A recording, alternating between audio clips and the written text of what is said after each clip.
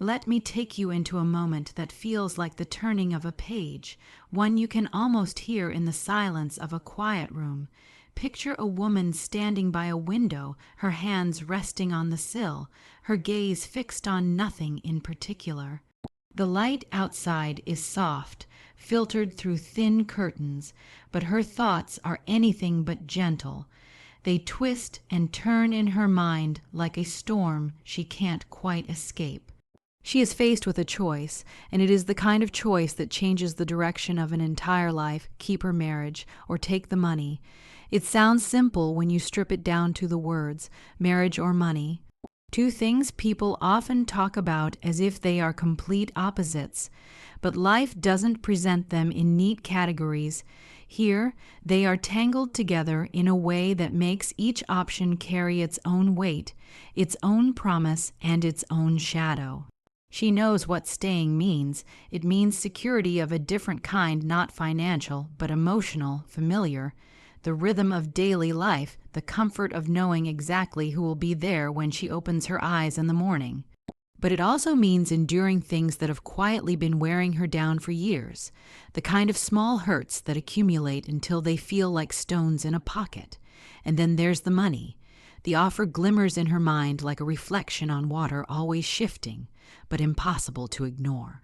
It's not just paper bills or numbers in an account. It's possibility. It's a new apartment in a city she's never dared to explore. It's paying off debts she never told anyone about. It's breathing without counting every coin in her purse. But taking it would mean letting go, and letting go is never as clean as people imagine. There are strings, and those strings are tied to memories, to shared years, to the kind of love that might not be as alive as it once was but still has a pulse.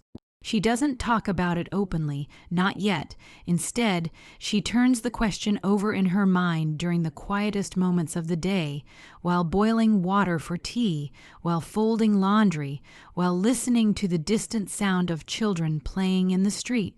Sometimes she tries to picture her life one way, and sometimes the other. Each vision comes with its own soundtrack, its own texture. One is warm but heavy. The other is light but uncertain.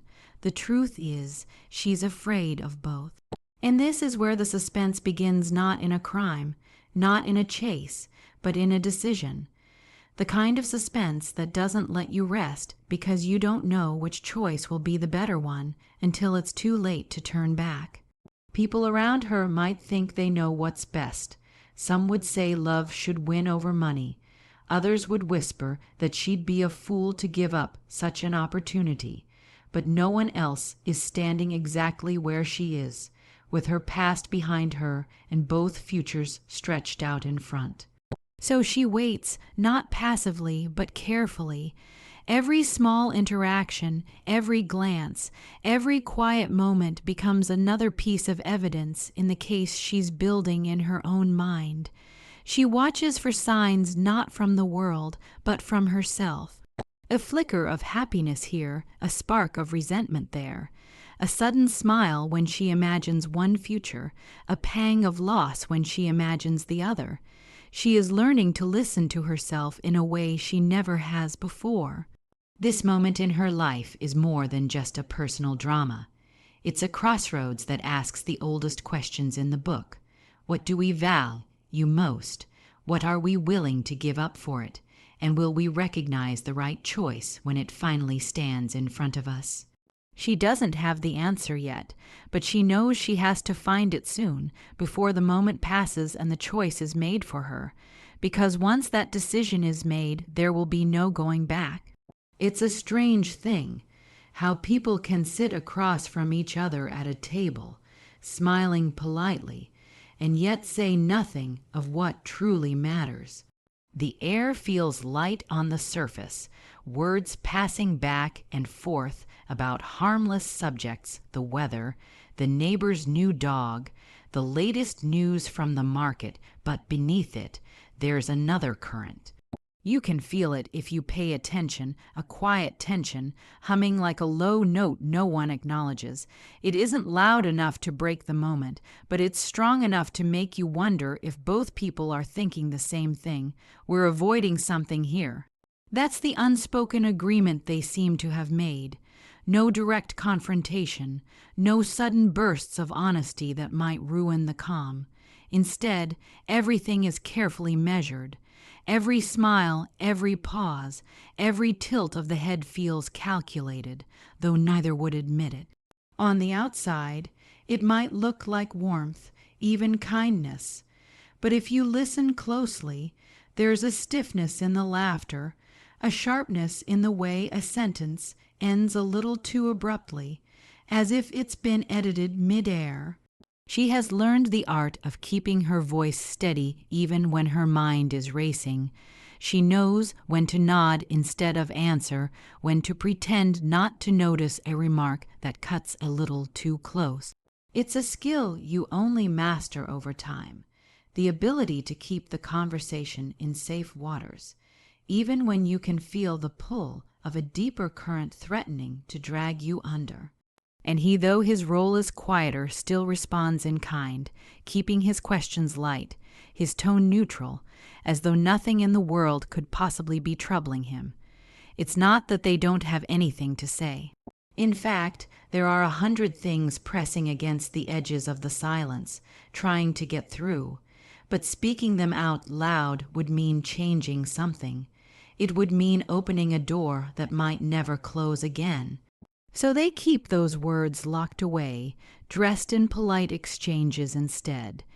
It's easier to ask how the garden is doing than to ask why the nights feel so long now. It's easier to comment on the color of the curtains than to ask if the heart still beats the same way it used to. What makes this kind of tension so powerful is that it's invisible to anyone who isn't part of it. To an outsider, it's just two people sharing a meal, perhaps even enjoying each other's company. But inside that bubble, every pause feels heavier. Every glance holds layers of meaning that will never be spoken. It's a quiet chess game, each move designed to avoid the real battle, even as the pieces inch closer and closer to a tipping point. And yet there's a part of her, a very small part, but it's there that almost wishes someone would break it, that the words would slip out unplanned, and everything would be laid bare. The truth is exhausting to carry, and even the politeness starts to feel like a burden when it's used to hide what's real. Still, the fear of what might follow keeps the barriers firmly in place. Because once a thing is said, you can't unsay it, and sometimes silence feels like the safer choice. So the conversation goes on, gentle and pleasant to anyone listening from the outside. The tea is poured, the plates are cleared, the room is filled with the soft murmur of ordinary life. But beneath it all, there's that same steady hum, the quiet reminder that not everything is as simple as it seems. Some truths lie between the lines, in the space between words, where tension can linger for years without ever finding its way into the open. And the longer it stays there, the more it shapes everything. Small towns have a way of holding on to stories, and not always the whole stories either. They pass through kitchens, across fences, and over counters at the corner store, each time losing a little fact here, gaining a little invention there. By the time they've made their rounds, they're no longer truths, but something softer or sharper, depending on who's telling them. And in a place where everyone knows everyone, those whispers can feel louder than any shout.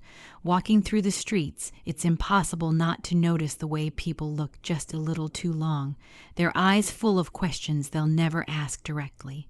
They smile, they nod, they exchange pleasantries, but there's a certain weight in the air, a subtle pause before they turn away. It's as if they're storing up something unsaid, saving it for later when they can share it behind a closed door with someone else who's already halfway guessed it. The houses here sit close together, their porches like open ears.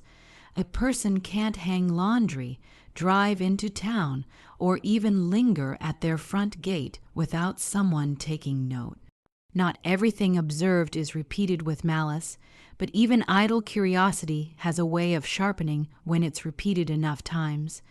The smallest change, a different car parked outside, a new face at the window, can become the seed for a dozen theories. And once a theory takes root here, it spreads faster than anyone can correct it. That's the trouble with half-truths. They have just enough fact in them to seem real, but they're stitched together with speculation, with the spaces between filled in by imagination. Someone might hear that a couple argued, and by the end of the week, it becomes a story about a fight so fierce it shook the house.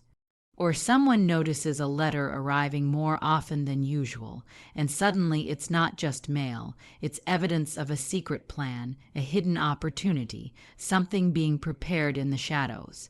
And when a choice looms, a choice that could change the shape of a life, the whispers seem to grow sharper. They twist around corners, slip through cracks, find their way into every quiet place. Some say it's concern, that people just want to understand. Others know it's not always that simple. In a small town, knowing is power, and having a piece of someone's story, even if it's incomplete, makes the teller feel just a little taller. It can be exhausting to live inside that web of observation. Every gesture, every errand, every expression becomes a kind of performance. Even silence can be interpreted, and sometimes it's the quiet that makes people the most curious. She has learned to measure her words carefully, to offer just enough detail to keep suspicion at bay, but never so much that the truth is fully exposed. It's a balancing act that leaves her tired at the end of the day, wondering what people are saying now, wondering which parts they've guessed right and which parts they've created themselves. The most unsettling part is knowing that once the whispers begin, they don't simply disappear. They fade for a time, perhaps replaced by someone else's story, but they never truly vanish. They linger, waiting for a moment to return, reshaped, retold, ready to slip back into circulation. And when they do, it's as if they've been there all along, just under the surface, a reminder that in a place like this, privacy is never entirely yours to keep. So the streets remain as they always have been familiar, welcoming on the outside, yet full of invisible threads tying everyone together in ways that are both comforting and suffocating.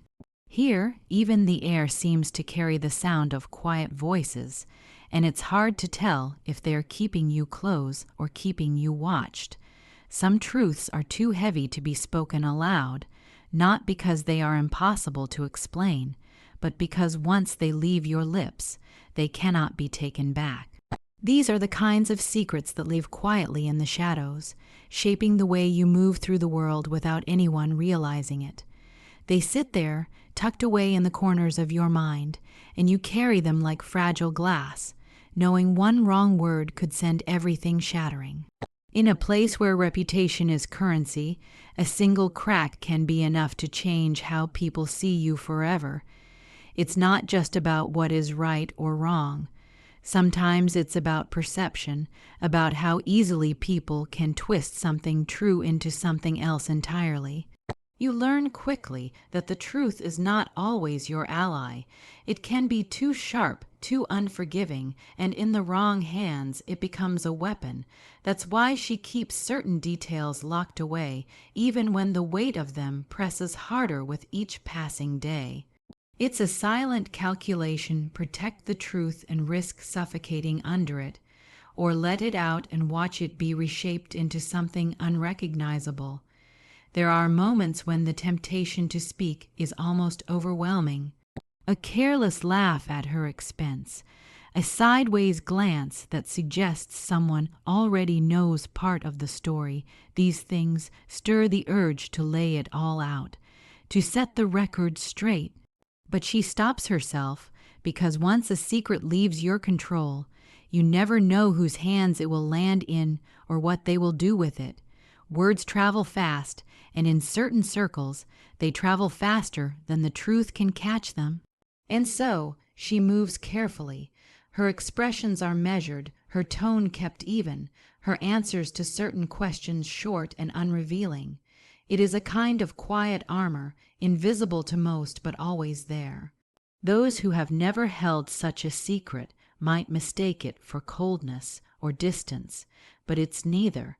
It's survival, because she understands that the wrong person knowing the right thing could change everything: friendships, trust, the way people greet her in the street.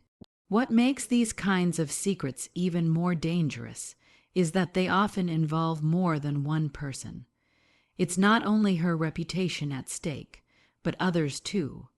One confession could draw new names into the light, names that have lived comfortably in the shelter of privacy for years. And once their part is known, the ripples spread far beyond her control. She knows the damage wouldn't stop with her. It would tear through the quiet order of things like a windstorm through dry leaves. Sometimes late at night, she wonders if it's worth it holding on, keeping quiet, letting the truth grow older in the dark. She thinks about the freedom of no longer carrying it, about how her shoulders might feel lighter if the words were finally spoken. But that vision is always followed by another, sharper one: the look on certain faces, the change in certain voices, the sudden shift in how they treat her. Those images are enough to make her keep her silence, at least for now. There's a strange loneliness in protecting something that could destroy you. It means no one can fully understand you, because no one else knows the shape of what you're carrying. But it also gives you a strange kind of power. You hold a piece of the world that only you can see in its true form. And maybe that's why she has kept it so long, not just out of fear, but out of the knowledge that the moment it's shared, it no longer belongs to her. The truth will wait, it always does, and until the day comes when it can be spoken without tearing lives apart, it will remain exactly where it is, unseen, unheard, but always there, ready to remind her of the cost of being known. It is never just about the money, though on the surface it may look that way. Beneath the numbers, the bills, the offers, and the accounts, there is always something more, a web of feelings so tightly wound around the financial decisions that you can't separate one from the other. And that is what makes it so hard. The choice is never clean. It's tangled with pride, fear, hope, and the quiet ache of wanting something better while still trying to protect what is already there. There are moments when the thought of taking the money feels like a breath of fresh air. It's not greed, it's relief. The idea of paying off debts that have been hanging over her like low clouds, of stepping out of a life where every purchase must be measured against what's left in the bank, is tempting. That kind of security is not something you can easily ignore. But just as quickly as that thought rises, another one follows the knowledge that accepting it might come with conditions she cannot see yet, strings that could pull her in directions she doesn't want to go. And then there is the question of what it would mean emotionally. Money can solve problems, yes, but it can also create a new set of them. If she takes it, what will people say? Will they see it as survival, or will they call it selfishness? Would it look like betrayal to some, a lack of loyalty to others? In a place where opinions move faster than truth, those questions are not small ones. They have the power to shape how she is treated, how she is spoken to, even how she is remembered. The heart and the wallet rarely agree. The heart says to hold on, to value the history and the connections that have been built over years. It reminds her of the small kindnesses, the shared moments, the comfort of knowing someone's habits as well as her own. But the wallet whispers about independence, about the dignity of not having to ask for help, about the peace that comes from knowing you can take care of yourself no matter what happens next. It becomes a constant tug-of-war inside her. Every time she leans toward one side, the other pulls back. If she lets the emotional ties win, she fears she will spend the rest of her life wondering what could have been if she had chosen differently. If she lets the financial motive take over, she wonders if the emptiness left behind will be worth the comfort it buys. The most exhausting part is that she cannot speak about this struggle openly. To some, money is a straightforward thing, either you take it or you don't. But for her, it's wrapped in the weight of history, in a past where finances have been used as leverage, as proof of love, as a silent way of keeping control. Accepting it now might feel like giving in, or it might feel like reclaiming something that was always hers. The trouble is, she cannot know which until it's too late. Every decision she makes seems to have a shadow trailing behind it. If she spends too carefully, it looks like she is in need. If she spends too freely, it looks like she already made her choice. Even her silence can be misread. She is aware that every move is watched, not always maliciously, but with the curiosity of people who believe they have a right to understand her decisions. That constant awareness adds another layer to the struggle, the performance of appearing unaffected when in truth she is anything but. It is a quiet war between the part of her that longs for stability and the part of her that wants to preserve her own sense of integrity. Neither side is wrong, and neither side is willing to back down. And so she lives in the in-between, weighing the cost of each option not just in dollars, but in pieces of herself she might have to give away. The day will come when she has to choose, but until then, the battle between the heart and the wallet goes on. It's a strange kind of tension, the kind that comes from knowing change is coming, but not knowing when or from which direction. Every day feels like standing on the edge of something invisible, waiting for a sound, a signal, any movement that says it's begun. It isn't loud, this kind of suspense. It's quiet, creeping into the smallest moments, a pause in conversation, a glance that lasts just a fraction too long, a silence after a question that was meant to be harmless. Neither side says what they're truly thinking, but both know it's there. It's in the way their words have become careful, polished in a way they never used to be, in the way small talk lingers a little too long, as though it's a wall keeping something bigger at bay. Each one wonders if the other is ready to make the move, to finally break the unspoken truce. And the more time passes, the sharper that wondering becomes. It's almost like a game of chess, but one where neither player admits they're playing. Each step, each choice is weighed not just for its immediate effect, but for what it might mean later. A question about plans could be innocent, or it could be testing the waters. A sudden change in routine could be harmless, or it could be the start of something decisive. The difficulty lies in not knowing which it is. She can feel the tension even in moments that should be ordinary. Setting the table, passing the sugar, exchanging polite remarks, all of it feels slightly staged, as though they're both aware they're being observed, even if the only eyes watching are each other's. It creates a peculiar stillness, a waiting that fills the room without either one naming it. And beneath it, there's the constant thought, who will move first? There are times she almost wishes it would happen, whatever it will be, just to end the uncertainty. The not knowing is exhausting, making every day feel like a rehearsal for a scene that never comes. But the moment she imagines taking that first step herself, doubts crowd in. What if she misreads the signs?